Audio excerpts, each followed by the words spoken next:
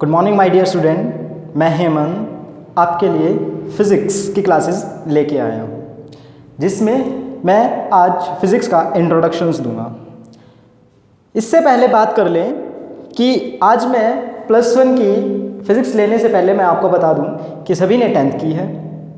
10th pass out करने के बाद हर एक के मन में क्वेश्चंस आते हैं कि कौन सी स्ट्रीम ले, किस स्ट्रीम में जाएं, कैसे करें, किस तरीके से ले, कौन हमें गाइड करेगा, कैसी गाइडेंस के हिसाब से हमें चलना चाहिए, हमें कौन सा सब्जेक्ट लेना चाहिए, किस सब्जेक्ट का आगे क्या स्कोप है।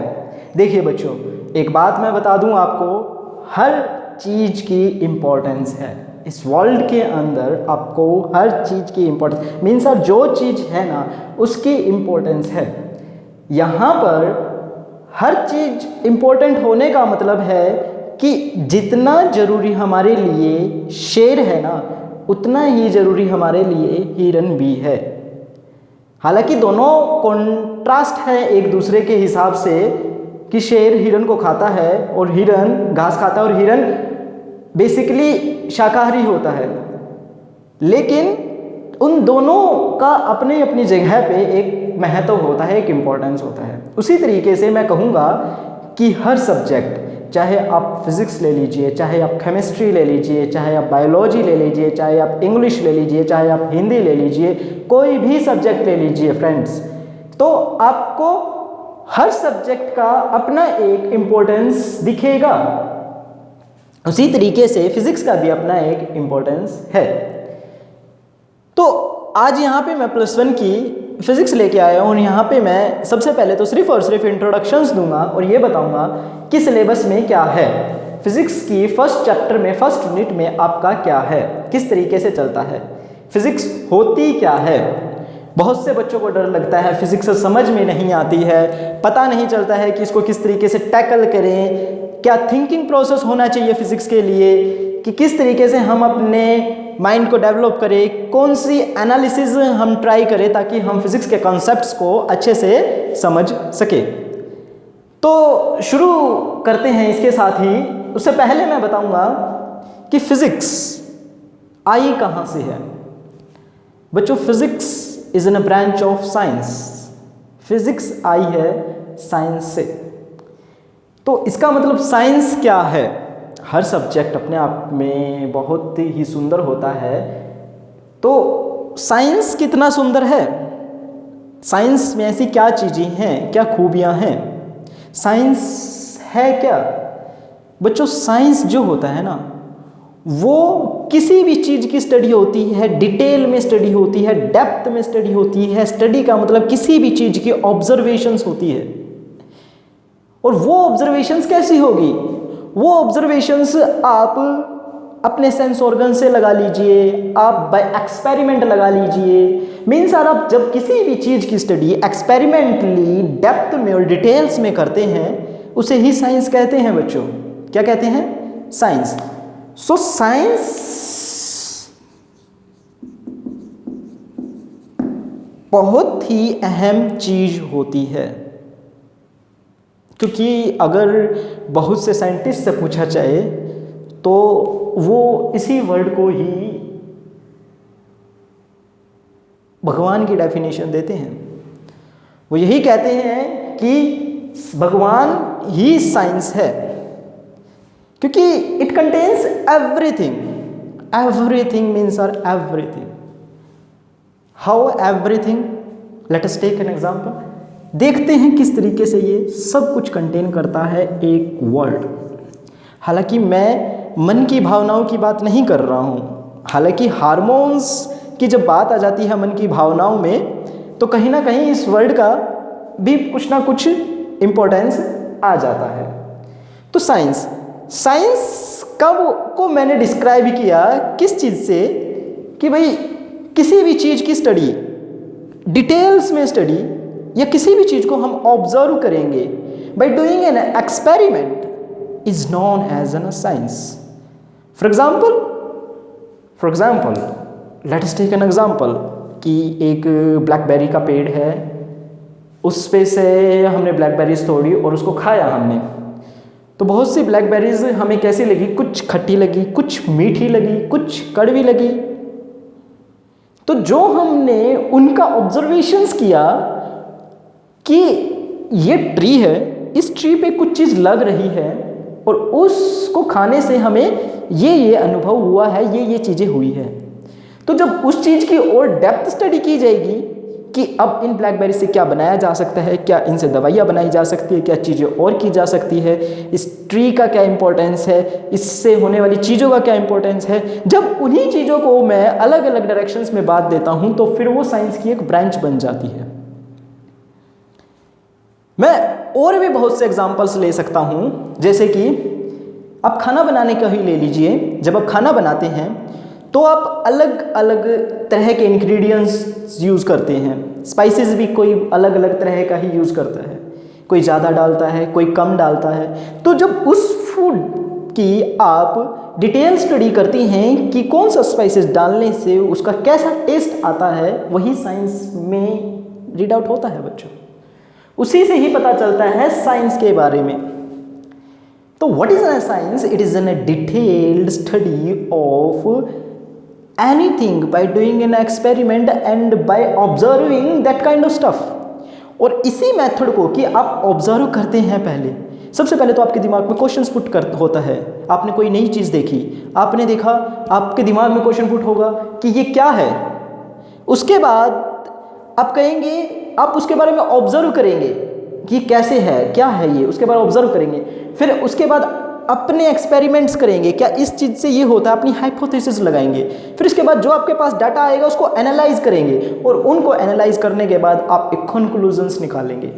बच्चों, यही जो तरीका होता है सोचने का, इसी तरीके को साइंटिफिक मेथड कहते हैं। कि किसी भी चीज़ को अगर आपको स्टडी करना है तो किस तरीके से स्टडी करना है, एक साइंटिफिक मेथड होता है किसी भी चीज़ को स्टडी करने का।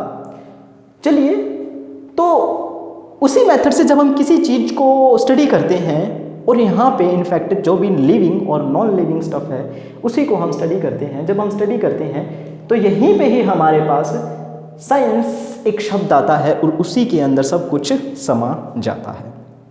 चलिए, साइंस जैसे कि हम देखें तो हमारे यहाँ पे दो तरह की, हम अगर वर्ल्ड की बात करें, इनफैक्ट अगर हम यूनिवर्स की बात करते हैं, यूनिवर्स, बच्चों यूनिवर्स की बात कर रहा हूँ, यूनिवर्स से ऊपर कुछ नहीं है अभी तक अकॉर्डिंग टू साइंस जो खोजा गया है। अगर हम यूनिवर्स की बात करें तो हमारे यूनिवर्स में दो तरह के सब्सटेंस मिलते हैं। पहला जो कि नॉन लिविंग होता है, दूसरा जो कि लिविंग होता है। पहला सब्सटेंस वो सब्सटेंस है जो कि नॉन लिविंग होता है और दूसरा ऐसा है जो कि लिविंग होता है। तो बच्चों, साइंस, ये दोनों चीज ही साइंस में है। मतलब अगर कोई सब्सटेंस लिविंग है, उसकी आप स्टडी कर रहे हैं, एक्सपेरिमेंटली स्टडी करें। एक्सपेरिमेंटली स्टडी क्या कहूँ, अगर हम उसको साइंटिफिक मेथड से ऑब्जर्व कर रहे हैं ना, इनफैक्ट एक साइंटिफिक मेथड से ही ऑब्जर्वेशंस होती है किसी भी चीज़ की। अगर कोई, मैं कहूँ कि समझदार इंसान होगा, जैसे कि कुछ भी चीज़, अगर सपोज कि आपने कोई नया जानवर देखा, अगर आपको उसके बारे में नहीं पता है कि वो काटता है या क्या करता है, कुछ भी है तो कुछ नहीं पता, तो आप उससे दूर रहते हैं, जस्ट उसको ऑब्जर्व कहते हैं। सबसे पहले आपके दिमाग में क्वेश्चन होता है, व्हाट इज दिस, ये क्या है। उसके बाद आप उसकी एक्टिविटीज़ नोट करते हैं कि वो एक्टिविटीज़ कैसे कर रहा है, उसके बारे में ऑब्जर्वेशंस करते हैं। फिर अपनी हाइपोथेसिस देखते हैं कि अपने आप देखते हैं, इसके आगे ये रखते हैं, ये क्या करता है, इसको थोड़ा सा डंडा दिखाते हैं, ये क्या करता है। जैसे कि कोई सांप आपने देखा, आपको कुछ नहीं पता वो क्या है, कैसा नहीं है, किस तरीके का है। सबसे पहले आपने कुछ चीज़ रखी, उसने उसको काटा तो देखा कि, फिर आपने कोई जानवर उसके आगे रखा तो उसको उसने काटा। तो इन हाइपोथेसिस से, इन एक्सपेरिमेंट से आपने फिर ऑब्जर्वेशंस लिया, उन एक्सपेरिमेंट से आपने ऑब्जर्वेशन किया कि जब उसने उसको काटा तो क्या वो मरा या वो नहीं मरा, किस तरीके से रहा। वहाँ से आपने उस चीज़ को एनालाइज किया। उस चीज़ को एनालाइज करने के बाद आपने कंक्लूजन्स किया कि ये एक स्नेक की स्पीसीज का है और ये जब काटता है तो ये कोई भी जानवर इससे नहीं मरता है। इट मीन्स कि इसमें कोई भी जहर नहीं होगा। मतलब उस चीज़ को एक मेथड, एक साइंटिफिक तरीके के हिसाब से सोचना ही साइंस कहलाता है और वही मेथड ही साइंटिफिक मेथड होता है किसी भी चीज़ को। इनफैक्ट मैं इस वर्ल्ड के अंदर लिविंग या नॉन लिविंग के बारे में अगर सोचूं तो कोई भी चीज़ हमेशा एक साइंटिफिक मेथड के हिसाब से ही सोची जाती है। तो जब भी साइंटिफिक मेथड के हिसाब से सोची जाती है तो वो साइंस के अंदर आ जाती है। तो उसी हिसाब से जब living, non living and living substance के बारे में देखते हैं और जब इसी हिसाब से साइंस के अदर ब्रांचेस को हम सेपरेट आउट करते हैं तो हमें पता चलता है कि साइंस की बहुत सी ब्रांच है, जिसमें से फिजिक्स एक अलग ब्रांच है। जब भी हम लिविंग थिंग्स की स्टडी करते हैं तो हम उसको बायोलॉजी का नाम दे देते हैं, हम उसको जूलॉजी का नाम दे देते हैं। Biology, zoology, botany, botany is an plant, study of an plant, study of an animal is an zoology and study of an living beings is an biology. ऐसे ही जब हम बैक्टीरियाज की स्टडी करते हैं, हम जितनी भी लिविंग बींग्स की स्टडी करते हैं तो हम किस में, बायोलॉजी की, जो कि एक साइंस की ही ब्रांच होती है। और जब भी हम नॉन लिविंग की बात करते हैं तो हम फिजिक्स, अगर हम नेचर की बात कर रहे हैं, हम केमिस्ट्री, अगर हम नेचर के पार्टिकल्स की रिएक्शंस की बात कर रहे हैं, तो ऐसे ही हम जियोलॉजी, जियोग्राफी मीन्स आर, आप देखिए एक शब्द है साइंस और हमें पता है इस संसार में या तो चीज़ मृत होती है या तो चीज़ जीवित होती है। मृत और जीवित में अंतर कितना होता है कि जो जीवित चीज़ होती है, जो लिविंग बींग्स होती है, वो टाइम के साथ साथ अपनी क्वांटिटी इंक्रीज करती ही करती है। अगर कोई चीज़ टाइम के साथ साथ अपनी क्वांटिटी इंक्रीज नहीं कर रही है, it means it is dead, it is not living. For example, this is a marker and I have an other things to mouse, या मैं कुछ भी चीज़ ले लूँ या मैं एक ऐसी चीज़ ले लूँ जो कि असेक्सुअल रिप्रोडक्शंस करती हैं, तो जैसे कि अगर मैं यहाँ पे 2 माउस ले लूँ और इनको 2 साल के लिए इस कमरे में छोड़ दूँ, तो 2 साल के बाद जब भी मैं आऊँगा तो यहाँ पे मार्कर तो एक ही मिलेगा लेकिन माउस की क्वांटिटी इंक्रीज हो जाएगी। तो यहाँ से पता चल जाता है कि ये क्या है, लिविंग बींग्स। अगर मैं यहाँ पे 2 पेड़ उगा दूँ, 2 पेड़ या 2 पौधे उगा दूँ और एक डस्टर यहाँ पे रख दूँ, तो कुछ समय के बाद जब मैं आऊँगा तो यहाँ पे बहुत से पेड़, बहुत से पौधे हो जाएंगे, चाहे छोटे हों चाहे कैसे ही हों, छोटे छोटे पौधे भी हो जाएंगे लेकिन बहुत हो जाएंगे। इट मीन्स वो अपने जैसों को तो पैदा कर रही हैं, अपने जैसों की तो क्वांटिटी बढ़ा रही हैं। जब भी कोई चीज़ अपने जैसों की क्वांटिटी बढ़ाती है बच्चों, तो वो लिविंग बींग्स में आ जाती है, और जब वो अपने जैसों की क्वांटिटी नहीं बढ़ाती है वो नॉन लिविंग थिंग्स में आती है। तो नॉन लिविंग थिंग्स में means are physics, chemistry, geography, geology and ETC. यहाँ पर भी बहुत सी ऐसी ही ब्रांच आती हैं। तो आई होप आपको समझ में आ गया होगा कि साइंस की, जैसे कि आप सोशल साइंस का नाम लेते हैं, बहुत सी बुक्स पे सोशल साइंस लिखा होता है, सोशल स्टडीज लिखा होता है। तो what is an social science? The study of society by some method, and this method is a scientific method। कि कोई भी चीज़ होती है उस चीज़ को किस तरीके से आप अंडरस्टैंड करते हैं, उस चीज़ को कैसे आप, जैसे कि आपने सोसाइटी में चीज़ें हुई, अब उस सोसाइटी को आपने देखना है कि वो सोसाइटी आगे कैसे बढ़ेगी, क्या सबका साथ लेके बढ़ेगी या अपने आप में ही ग्रो करके बढ़ेगी। देखा गया कि एक सोसाइटी आराम से अपने आप चल रही थी, एक मतलब कि हरे उस सोसाइटी के इंडिविजुअल्स लोग, अलग अलग लोग अपना ही काम कर रहे थे, किसी दूसरे की हेल्प नहीं कर रहे थे। दूसरी सोसाइटी हेल्पफुल वे में चल रही थी, एक दूसरे का साथ दे के चल रही थी। तो इस तरीके से जो सोसाइटी हेल्पफुल वे में एक दूसरे का साथ दे के चल रही थी वो आगे बढ़ती गई। तो वो जो उस दोनों सोसाइटी के ऊपर किया गया एक्सपेरिमेंट है और समझना है, this is known as an social science. इसी वजह से वहाँ पे कुछ साइंस शब्द आ जाता है। अंडरस्टैंड बच्चों? आई होप इस शब्द को मैं अच्छे से जस्टिफाई कर पाया हूँगा। आपके हिसाब से, मेरे हिसाब से आपको ये समझ में आ गया होगा कि साइंस होती क्या है।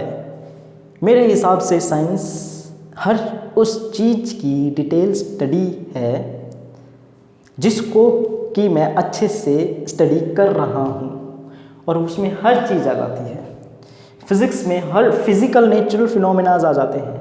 केमिस्ट्री के अंदर जितने भी आपके पार्टिकल्स लेवल पर, मॉलिक्यूल लेवल्स पर जितनी भी रिएक्शंस होती हैं वो आ जाती हैं। ज्योग्राफी के, जियोलॉजी के अंदर हम हमेशा जो अर्थ होती है, अर्थ के बिहेवियर के बारे में पढ़ते हैं। मीन्स सर हम अर्थ के कैसे बिहेवियर है, और ज्योग्राफी में कहाँ पर पर्वत हैं, कहाँ पर पठार हैं, कहाँ पर नदियाँ हैं, यहाँ पे हम ज्योग्राफी में इस तरह के बारे में पढ़ लेते हैं।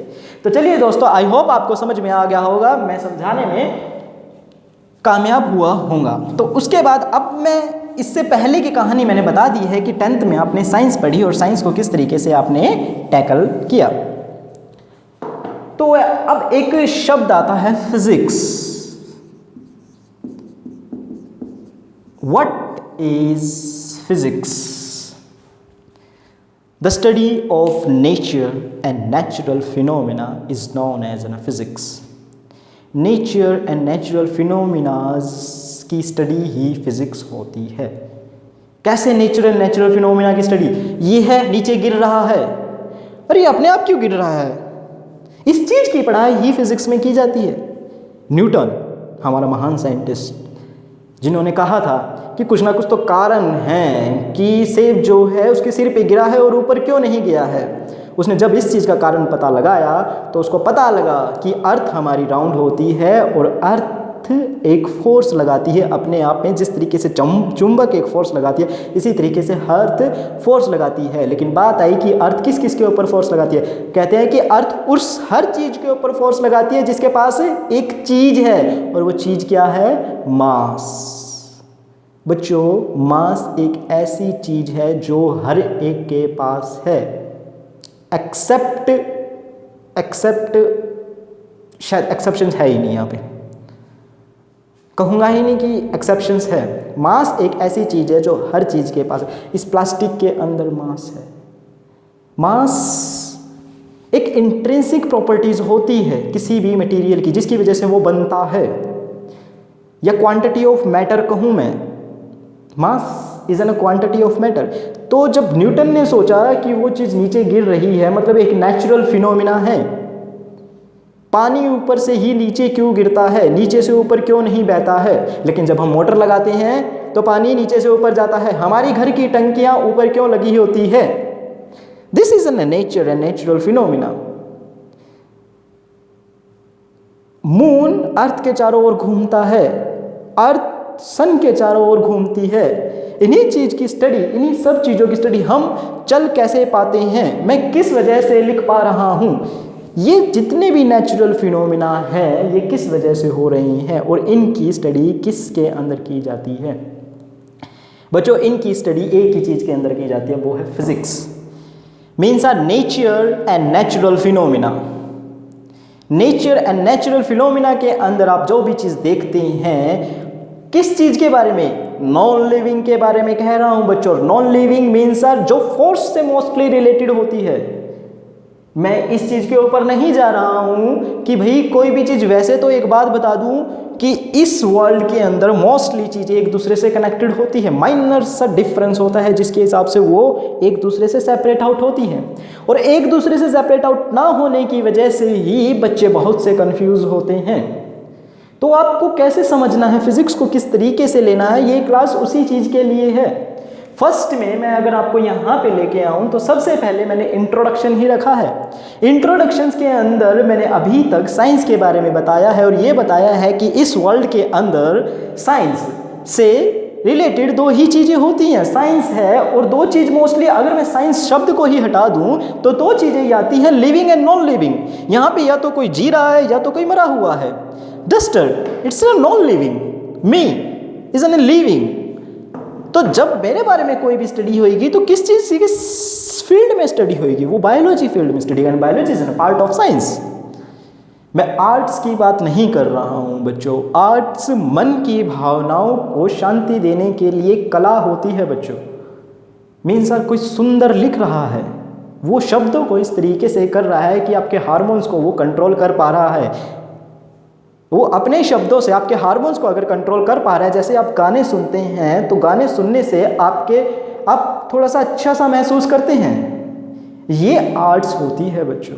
मीन सर बहुत सी चीज़ें डिस्क्राइब की हुई हैं, लेकिन आप सही कहूँ तो भगवान, कुछ लोग इनको भगवान का दर्जा क्यों देते हैं, क्योंकि ये नेचर के बारे में ही बताते हैं।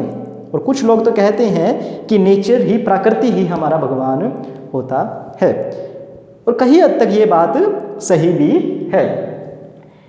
तो इंट्रोडक्शन में मैं आपको यहाँ पे बताया that physics is a branch of science which deals with a study of nature and natural phenomena.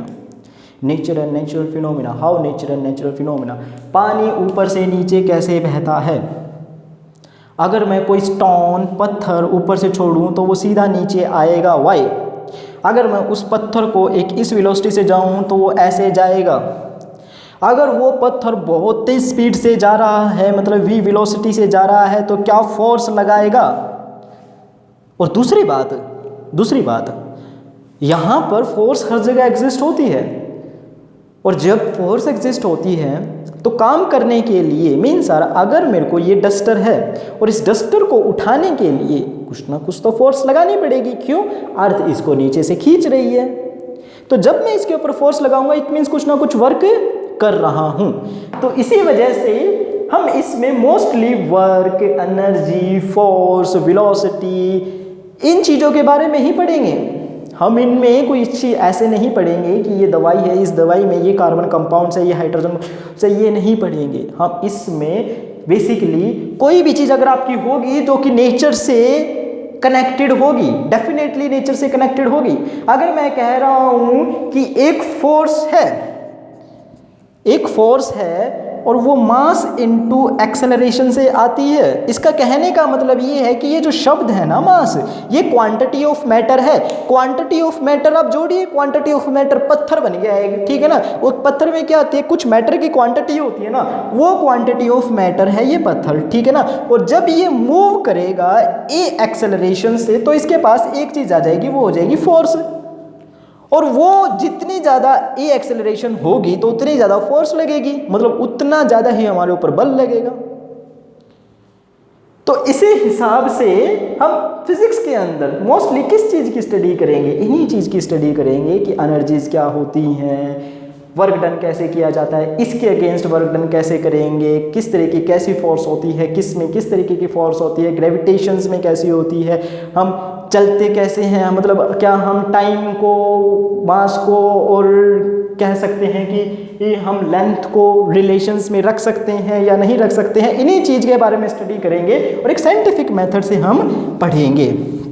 Understand बच्चों? आई होप आपको समझ में आया होगा। चलिए, सबसे पहले तो मैं आपको सिलेबस के बारे में बता दूं कि किस तरीके से सिलेबस चलेगा। ये वाला आपका इंट्रोडक्शंस का पार्ट होएगा, जिसमें कि मैं अभी तक कुछ हद तक बता चुका हूं। जो भी होएगा वो नेक्स्ट वीडियो में मैं आपका कवर अप कर दूंगा। सेकंड है आपका सिस्टम ऑफ यूनिट्स, कि यूनिट्स बेसिकली होती क्या है, ये भी देखिए। सिस्टम ऑफ यूनिट्स के अंदर यूनिट्स होती क्या है। किसी भी चीज़ को मापने के लिए मापने के लिए कुछ चीज़ें बनी हैं, कुछ नाम निर्धारित किए गए हैं, उन्हीं नाम को हम यूनिट्स कहते हैं। जैसे कि मास ग्राम में, किलोग्राम में। जैसे कि हमें अगर तेल लेके आना हो तो हम लीटर में देखते हैं, चीनी लेने जाना हो तो हम किलो में देखते हैं कि कितने किलोग्राम है। तो उन्हीं चीज़ को मापने के लिए, इसी वजह से जो जितनी भी फिजिकल क्वांटिटीज़ होती है, जैसे फोर्स हो गया, एनर्जी हो गया, जितनी भी चीज़ होगी भाई, उनकी कुछ ना कुछ तो क्वांटिटी होती होगी। अब दो फोर्स हैं, एक F है एक F है, ये F1 लगा लो, ये F2 लगा लो। भाई अगर इन दो फोर्सेस को अगर मैं कहता रहूँ कि ये F1 फोर्स से जा रही है, F2 फोर्स से जा रही है, कैसे पता लगेगा कि कौन सी ज़्यादा कौन सी कम है। तो उसी चीज़ की पढ़ाई हम बेसिकली सिस्टम ऑफ यूनिट्स में पढ़ेंगे कि system of units first of all unit क्या होती हैं किसी भी चीज़ को मापने के लिए, और सिस्टम ऑफ यूनिट्स कि उन यूनिट्स को किन किन चीज़ों में मापा जाता है, कैसे कैसे डिस्क्राइब किया जाता है, क्या CGS सिस्टम्स होती है, क्या SI यूनिट्स होती हैं यूनिट्स की, किस तरह की होती है, CGS में भी देखा जाता है, क्या SI में भी देखा जाता है, वो उसमें देखना पड़ेगा और वो सारी बातें हम सिस्टम ऑफ यूनिट में ही बताएंगे। उसके बाद आता है measurement of length, mass and time. Length, mass and time का मेजरमेंट, कि किसी भी चीज़ की लेंथ हम किस तरीके से मापते हैं, किसी भी चीज़ का मास हम किस तरीके से मापते हैं, किसी भी चीज़ का टाइम हम कैसे मापते हैं। बच्चों यहाँ पे आप अब एक अलग ही तरीके से वर्ल्ड को देखेंगे, अलग ही तरीके से, क्योंकि ये सब्जेक्ट ही ऐसे हैं बच्चों। फिजिक्स एक ऐसा ही सब्जेक्ट है जो कि आपका नज़रिया ही बदल देता है। आज तक टाइम के बारे में किसी ने नहीं सोचा होगा, घड़ी देखी, हाँ भाई टाइम क्या होता है ये, लेकिन किसी ने भी ये नहीं सोचा होगा कि जब घड़ी नहीं थी तो टाइम कैसे देखा जाता था। पहले जब घड़ी नहीं थी तो टाइम दिनों के हिसाब से देखा जाता था। सूरज उग गया, छिप गया, रात होगी, दिन हो गया, रात होगी, दिन हो गया, सूरज सबसे ऊपर आ गया, फिर नीचे आ गया, ऐसे धीरे धीरे करके उनको डिस्क्राइब किया गया। और ज़्यादा जो साइंटिफिक लेवल पे पर्सन सोचते थे, वो हमारी जो नब्ज जैसे चलती है ना, कि कहा जाता है कि 72 टाइम्स हमारा हार्ट धड़कता है, तो उस हिसाब से ही देखते थे कि हमारी नब्ज कैसे चल रही हैं। टाइम कई बार जब माइनर लेवल पे टाइम देखा जाता था तो ऐसे देखा जाता था। धीरे धीरे साइंस ने तरक्की करी, फिजिशियंस ने, साइंटिस्ट ने इन चीज़ों को बनाया और टाइम के रिलेशंस को और सहूलियत के साथ आपके पास दे दिया। ये आपकी फिजिक्स ने दी है चीज़ें। आज आप पंखे के नीचे अच्छे से AC का लुफ्त उठा रहे हैं, ये आपके फिजिक्स ने दी हैं चीज़ें। अब पता चल जाएगा आपको जब आप आगे पढ़ेंगे, तो जब आप रोटेटरी मोशंस के बारे में पढ़ेंगे तो आपको पता चल जाएगा कि मोटर किस तरीके से वर्क करती है आपकी, पंखा किस तरीके से वर्क करता है आपका। तो ये सभी फिजिक्स की देन है। तो यहाँ पे हम measurement of length, mass and time के बारे में पढ़ेंगे। उसके बाद हम पढ़ेंगे डायमेंशनल एनालिसिस। डायमेंशनल एनालिसिस बच्चों, dimensional analysis is an really, ये दोनों टॉपिक आपके बहुत ही इंपॉर्टेंट टॉपिक हैं। क्यों ये दोनों टॉपिक आपके बहुत ही इंपॉर्टेंट टॉपिक है? एज बिकॉज इन दोनों से ही आपके कॉम्पिटिटिव एग्जाम्स में क्वेश्चंस पूछे जाते हैं। Most of the time in दोनों से कॉम्पिटिटिव एग्जाम्स में क्वेश्चंस पूछे जाते हैं। बच्चों +1 आपकी बोर्ड की नहीं है, इसमें बहुत से बच्चे कंपटीशन के ऊपर ही फोकस करते हैं। तो आप कंसेप्ट्स को अच्छे से लेके चलिए कि डायमेंशंस को किस तरीके से एनालिसिस किया जाएगा, कि 3 चीज़ें ही होती हैं, मास, लेंथ एंड टाइम। इन्हीं 3 चीज़ों में हम जितनी भी फिजिकल क्वांटिटीज़ होती हैं उनको डिस्क्राइब कर देते हैं, कुछ एक को छोड़ के। जैसे कि करंट के अंदर एम्पियर आ जाता है, कुछ नई चीज़ें हो जाती हैं जो। फिर उसके बाद एरर ऑफ मेजरमेंट। तो जब भी हम किसी चीज़ की स्टडी करते हैं तो उसकी मेजरमेंट्स करते हैं, उसका डाटा हम अपने पास रखते हैं, तो उसमें जो गलतियां होती हैं, किस तरीके की गलतियां होती हैं, कैसे गलतियां होती हैं, वो हम इसमें पढ़ेंगे। तो आज की क्लास बच्चों यही थी, सिर्फ आपको ये बताना कि साइंस होती क्या है। किसी भी चीज़ को डिटेल्ड स्टडी, किसी भी चीज़ की detailed study bye doing an experiment और एक साइंटिफिक मेथड से किसी भी चीज़ की स्टडी जो क्या होती है, साइंस होती है। हमारे संसार में अगर हम देखें तो 2 ही तरह की चीज़ें मिलती हैं। नंबर 1 आपकी livings, number 2 is non livings. ये दोनों ही चीज़ें आपकी साइंस में आ जाती हैं। जैसे कि physics is a branch of science which deals with an study of nature, nature फिर biology is an a branch of science which deals with an study of living things, branch of science. तो इसी वजह से geography, geology ये mostly science की ही branch आ जाती हैं। जैसे कि सोशल स्टडीज़ हो जाता है। हालांकि मैं पर्टिकुलरली ये नहीं लूँगा कि फिर बहुत से क्वेश्चन से ये भी होंगे कि आर्ट्स में तो हम ज्योग्राफी पढ़ते हैं, हिस्ट्री पढ़ते हैं, लेकिन वो चीज़ें साइंस में तो नहीं पढ़ाई जाती। नहीं बच्चों, वो इसीलिए नहीं पढ़ाई जाती क्योंकि ज्योग्राफी जो होती है, अब आप देखेंगे कि ज्योग्राफी अगर जो करता है वो PhD के बाद मोस्टली साइंटिस्ट के बराबर ही आ जाता है, मतलब कि उसको कहा ही जाता है जब वो ज्योग्राफी करता है, जियोलॉजी या हमारी अर्थ के बारे में स्टडी करता है और आगे जैसे पढ़ता जाता है कि अर्थ की अर्थ क्रस्ट कैसे है, किस तरीके से साइंटिफिक मेथड से काम करना शुरू कर देता है, तो वो एक साइंटिस्ट की तरह ही वर्क करता है। वो जैसे कि आर्कियोलॉजिस्ट हमारे होते हैं, वो सारे के सारे इन्हीं चीज़ों से निकलते हैं। तो कि कहीं ना कहीं ये साइंस के अंदर ही स्टडी किए जाते हैं। लेकिन कोर सब्जेक्ट मोस्टली साइंस के कौन से होते हैं? वो होते हैं physics, chemistry and biology. Understand students? I hope आपको सब कुछ समझ में आ गया होगा। एक नया सफ़र है, एक नया सफ़र आपको खुद तय करना है। बहुत अच्छे से चलिएगा, सब कुछ समझ के चलिएगा। मैं तो एक बात ज़रूर कहना चाहूँगा कि कॉन्सेप्ट बना के चलिएगा। फिज़िक्स को अगर आप बाहरी दुनिया से जोड़ के समझेंगे ना तो आपको किसी चीज़ की ज़रूरत नहीं पड़ेगी।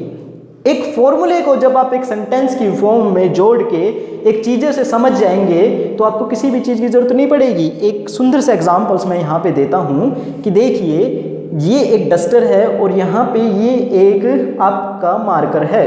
दोनों के मास में डिफरेंस है, दोनों के मास में डिफरेंस है तो दोनों के वेट में भी डिफरेंस होगा। इसका मतलब दोनों के फोर्स में भी डिफरेंस होगा। तो अगर मैं डस्टर Fd फोर्स देख लूँ और मार्कर Fm फोर्स देख लूँ तो दोनों की फोर्स में डिफरेंस होगा। मेरे को नहीं पता कितनी फोर्स होगी, मेरे को यूनिट भी नहीं पता कितनी यूनिट होगी, वो मैं आगे बताऊंगा कि फोर्स की यूनिट क्या होती है, कैसे मापा जाता है, क्यों वो होता है। लेकिन हाँ, मेरे को इतना पता है कि मार्कर का मास कम है फोर्स किसके, आपके डस्टर के मास से। अगर मैं इनकी एक्सेलरेशन कांस्टेंट रखूं तो इसके हिसाब से Fd की फोर्स ग्रेटर देन होगी F मास की फोर्स से। इसका मतलब ये है कि अगर मैं दो चीज़ें किसी को फेंक के मारूं सेम स्पीड से, सेम एक्सेलरेशन से, तो ज़्यादा चोट कौन पहुंचाएगा, ये। ऑन द अदर हैंड अगर मैं एक्सेलरेशन इसकी बहुत ज़्यादा कर दूं और इसकी कम कर दूं तो ये थोड़ी सी कम स्पीड से जाएगा और ये बहुत तेज स्पीड से जाएगा। हालांकि मास इसका कम है, इसका ज़्यादा है, फिर कौन ज़्यादा फोर्स लगाएगा, उसके बाद ये ज़्यादा फोर्स लगाएगा। अंडरस्टैंड बच्चों। तो देखिए कि एक केसेस में तो Fd ज़्यादा हो गया, एक केसेस में Fm ज़्यादा हो गया। अंडरस्टैंड बच्चों, एक केसेस में Fm ज़्यादा हो गया। यही कंफ्यूजिंग स्टेट आती है फिजिक्स में बच्चों को। तो इसी कंफ्यूजिंग स्टेट से बाहर निकलना है, हर कॉन्सेप्ट्स को अच्छे से पढ़ना है, हर कॉन्सेप्ट्स को अच्छे से देखना है कि चीज़ें होती क्या है। मैं तो एक ही चीज़ जानता हूँ कि शब्दों को समझो, वर्ड्स को समझो कि वर्ड्स कैसे हैं, कि फिजिक्स का मतलब क्या होता है, इनका मतलब क्या होता है। आप जिस दिन ये चीज़ समझ गए, आप कॉन्सेप्ट को समझ गए ना, तो आप हर टेस्ट को क्लियर कर लोगे। मैं किसी PMT की, IIT की या कोई भी एंट्रेंस एग्जाम्स की बात नहीं कर रहा, आप लाइफ का बहुत बड़ा टेस्ट क्लियर कर लोगे अगर आप सिर्फ वर्ड्स को समझने लगे। और बच्चों, बोरियत नहीं लगेगी, फिजिक्स तंग नहीं करेगी, मज़ा आएगा फिजिक्स पढ़ते वक्त, मज़ा आएगा साइंस पढ़ते वक्त, मज़ा आएगा बायोलॉजी पढ़ते वक्त, मज़ा आएगा केमिस्ट्री पढ़ते वक्त, जब आप इस चीज़ को समझ के पढ़ेंगे, एक अंडरस्टैंड करके पढ़ेंगे, शब्दों को देख के पढ़ेंगे। मैं एक चीज़ कहता हूँ कि भाई हर शब्द का मतलब हर जगह एक ही रहता है, बस आपकी समझ के ऊपर डिपेंड करता है कि आप उसको किस तरीके से समझते हैं। अगर आप उस चीज़ के अच्छे से समझते हैं या उसी डायरेक्शन में समझते हैं, इसी वजह से तो कई साइंटिस्ट अच्छे से वर्क करके, दो चीज़ें हैं, दो इंसान हैं, दोनों मेहनत करते हैं, लेकिन जिसकी सही डायरेक्शन में सोच होती है, जो उस चीज़ को पहले पकड़ जाता है, वही उस चीज़ में चला जाता है। हमारे यहाँ पे मैं कहूँगा एम्पल अमाउंट ऑफ सब्सटेंस है,